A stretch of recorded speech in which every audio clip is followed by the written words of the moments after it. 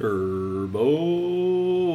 Hello, my name is Chris, and today I'll be teaching you how to set up a basic inventory system in Turbo. Inventories are used in most games. Knowing how to add, use, remove items from a list will be a crucial skill for making games fast. To follow along on this video, you're going to want to have Turbo already installed on your computer. We have resources for Mac and Windows, should you need it.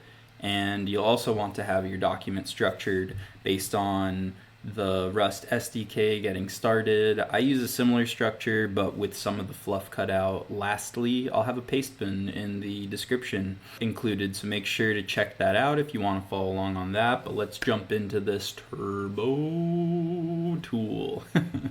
Okay, to start off, we need to set up some fields within our game state. We can keep screen, or you can get rid of it. It's really up to you. I'll keep mine. But we're going to be setting up this player, which is going to be a struct. So I initialize it as a struct here.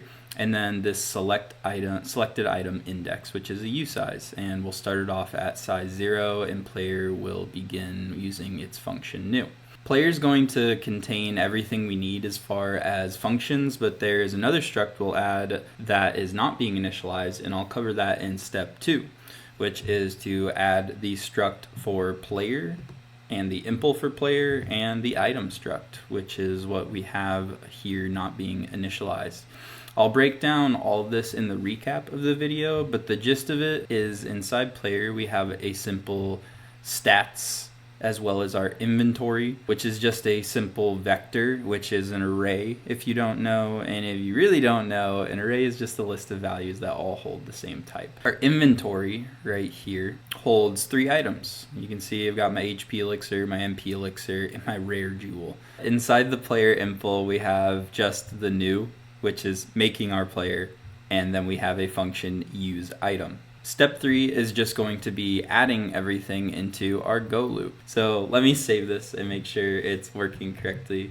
So right here, I've got my working inventory and I have 3 items here.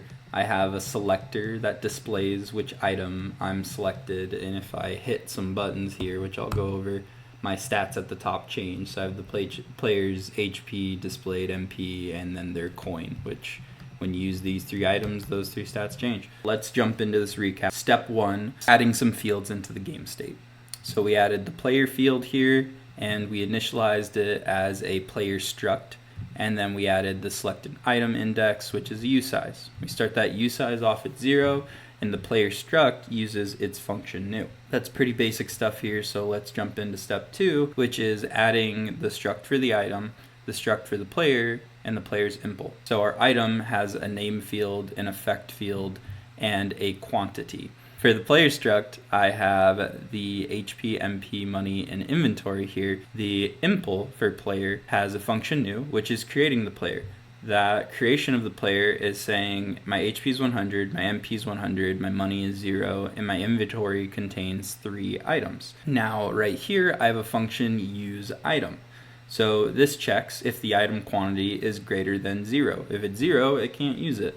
And then it matches it. It matches the item's name. If we use the HP elixir, it's going to increase our HP by 50.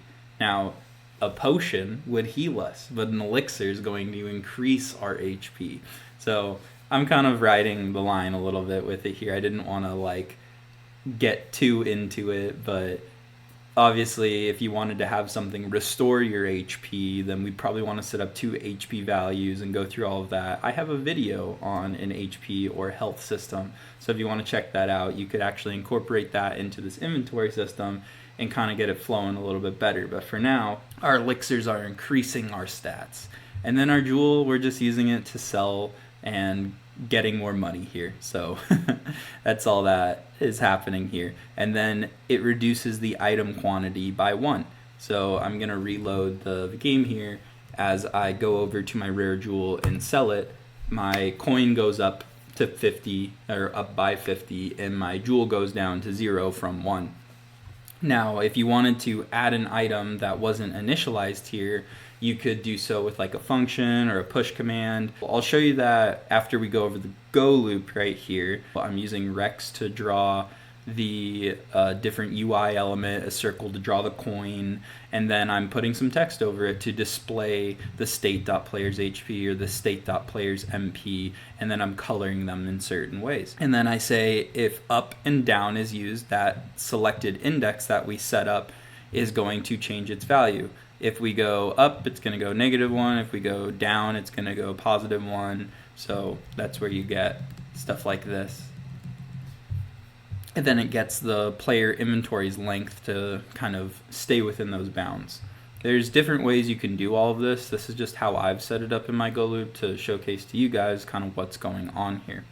And then I said if the A button is pressed, the state.player will use an item. And that's what I got going here. And then obviously we're displaying the player's inventory right there in the format of item name, item quantity. I could even add item effect here if I wanted. Let's take a look at how you can use this in my game Hangar. So on the left side here, I send out a lot of my items through my mission reward. I match a mission ID, and kind of the important part of the code here is I define my item to the player based off of this right here, which is an item ID. One thing I do differently than the tutorial, I have my items in this thing called an item DB, which item database. And then I have the ID for the item, the name for the item, the effect, the description, the quantity, the category, and all this ties together back into my inventory and how you can use these items and whatnot. Now, just by booting up the game and starting it off, I reward the player with completing the first mission, which gives them a health charge. So that's how I do it in my game. There's also these things called parts.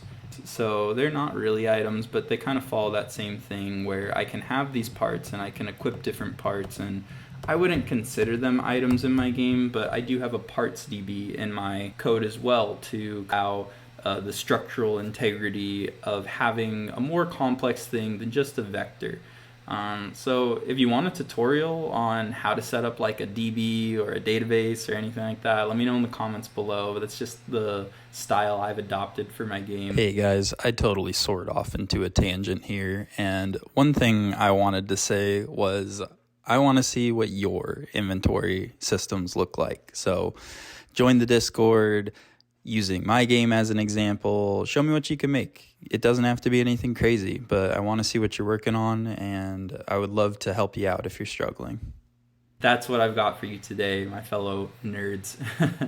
Thanks for watching. Make sure to comment below on what type of tutorial you'd like to see in the future, and whatever questions you might have. Make sure to subscribe to keep furthering your game knowledge so you can make games fast. Join our Discord, get involved with our community. We'd love to see what you're working on. Also, check out the Turbo merch store, guys. Today I wore the charcoal black hoodie. This stuff is so comfy, and it's really high quality. I love it. I'm still wearing the Turbo pants, dude. I got my whole Turbo set up when I make a video. I love it.